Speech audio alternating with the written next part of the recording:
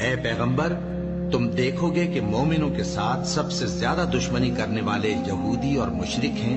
اے ایمان والو، یہود اور نصارہ کو دوست نہ بناؤ، یہ ایک دوسرے کے دوست ہیں، اور جو شخص تم میں سے ان کو دوست بنائے گا وہ بھی انہی میں شمار ہوگا۔ بے شک اللہ ظالم لوگوں کو ہدایت نہیں دیتا۔ تو جن لوگوں کے دلوں میں نفاق کا مرض ہے، تم ان کو دیکھو گے کہ وہ ان میں دوڑ دوڑ کے ملے جاتے ہیں، کہتے ہیں کہ ہمیں خوف ہے کہ کہیں ہم پر زمانے کی گردش نہ آ جائے۔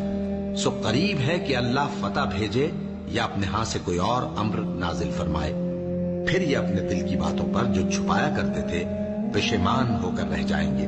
اور اس وقت مسلمان تعجب سے کہیں گے کہ کیا یہ وہی ہیں جو اللہ کی سخت سخت قسمیں کھایا کرتے تھے کہ ہم تمہارے ساتھ ہیں؟